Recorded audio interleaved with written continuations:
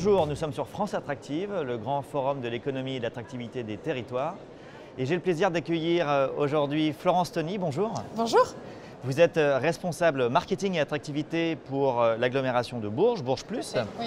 Est-ce que vous pouvez nous présenter en quelques mots votre territoire et son attractivité?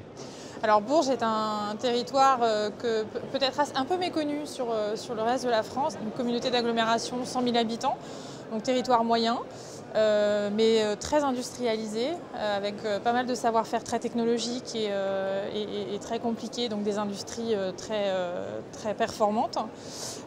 C'est aussi un territoire de culture, un territoire de tourisme. Alors vous avez la chance d'accueillir un festival connu et reconnu, sinon le festival, le premier de la saison, le fameux Printemps de Bourges. Tout à fait. Est-ce que autour de ce printemps se structure une filière dans la culture, la musique ou le monde du spectacle et si oui, de quelle manière? Oui, alors tout à fait, c'est quelque chose qui est en train de se mettre en place à Bourges et son agglomération, de travailler autour de ce Printemps de Bourges pour mettre en place une filière sur la musique, les technologies et les métiers du spectacle.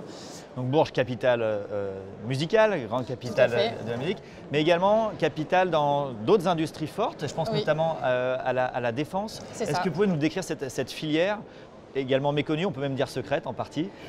Oui, et pour cause. Et pour cause, mais surtout nous rappeler son importance sur votre territoire. Oui, alors il se trouve que Bourges, en fait, depuis 1870, est un territoire qui a été, depuis Napoléon III, voulu comme un territoire de défense. Depuis, se sont développés, bien évidemment, alors non seulement la présence de l'armée qui est très importante sur le territoire, mais des entreprises. On a des grosses entreprises et puis tout un réseau, un maillage de sous-traitants. Et donc l'agglomération a décidé de soutenir cette filière, de la mettre en avant, de la structurer. Donc on a créé le Centre de ressources des industries de la défense, le CID, qui est là pour faire ce lien, cette interface entre les entreprises et le monde de l'armée.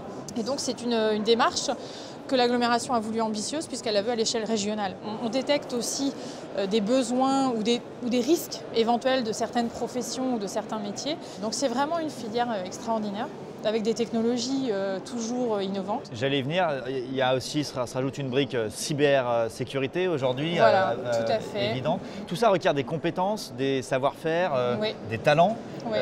Est-ce que c'est une filière qui recrute aujourd'hui à Bourges et si oui, de quelle manière vous l'accompagnez aujourd'hui dans son attractivité? Alors, c'est une filière qui recrute. Alors, l'industrie recrute, bien évidemment. Nos donneurs d'ordre et nos sous-traitants recherchent systématiquement du personnel. On va rechercher, alors réfléchir à mettre en place des formations un peu spécifiques aussi sur ces thématiques-là. Et puis accueillir aussi des porteurs de projets, de créateurs d'entreprises qui souhaiteraient être vraiment dans l'écosystème de la défense et de la cybersécurité. Donc on a une pépinière incubateur qui permet d'accueillir ces porteurs de projets.